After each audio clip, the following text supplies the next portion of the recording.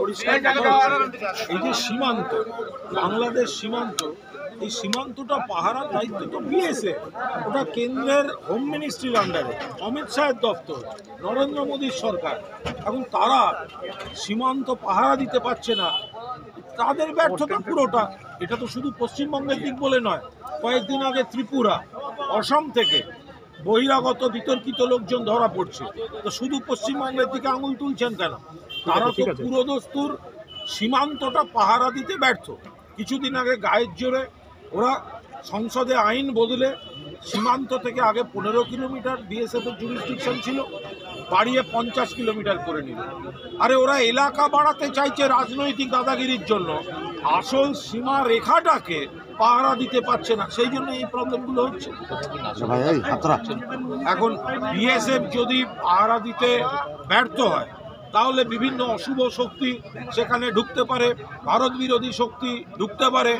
বিএসএফের কোনো অংশ যদি রাজনৈতিক চক্রান্তে দিল্লির ইঙ্গিতে চলে থাকে, তাহলে কে বাংলাকে বা ভারতকে এই অংশটাকে ডিস্টার্ব করার জন্য তারা কোনো চক্রান্ত করে থাকতে পারে কিনা, সেগুলো তো তদন্ত করে দেখার বিষয়। মানে বিহারের বিভিন্ন ডাকাত দল বা গ্যাংস্টার তারা এসে বাংলায় নাশকতা তৈরি করছে, বলবেন মানে গোটা রাজ্য জুড়ে যেন একটা বিহারের যারা দুষ্কৃতী তারা তাণ্ডব চালিয়ে যায়, ব্যাপারটা সেরকমভাবে দেখার ঠিক নয়। নিশ্চিতভাবে বাইরের লোক আসছে। আমি তো বারবার বলছি যে আগে এটা একই ঘটনা আগেও ঘটেছে, সিপিএম জমানায় বহু ঘটেছে, অন্য রাজ্যেও বাইরের রাজ্য থেকে লোক এসে গণ্ডগোল করে যাচ্ছে। এখন সমস্যা হচ্ছে আমরা এখানে আইন শৃঙ্খলা আগের থেকে অনেক ভালো, কিন্তু সমস্যা হচ্ছে অন্য রাজ্য থেকে যদি লোক ঢুকে এসে, সে অস্ত্র নিয়ে হোক, কোনো সিপারি নিয়ে হোক, এরা এসে কোনো অশান্তি করে যায়, তার ঝামেলাটা চাপছে এসে আমাদের উপর।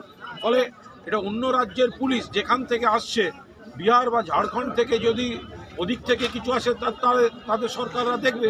বিহার থেকে বারবার আসছে, তাহলে বিহারের পুলিশ প্রশাসন আরও সতর্কভাবে দেখতে হবে। আমাদের পুলিশ প্রশাসন সতর্ক আছে, আরও কি সতর্ক হওয়া প্রয়োজন বলে মনে করেন? সতর্কতা সবসময় দরকার। মাননীয় মুখ্যমন্ত্রী তো বারবার পুলিশকে বলছেন, ভালো কাজ আগের থেকে হচ্ছে, কিন্তু আত্মতুষ্টির কোনো অবকাশ নেই। মুখ্যমন্ত্রী সবসময় আরও সতর্কতা, আরও সক্রিয় পদক্ষেপের কথা বলছেন।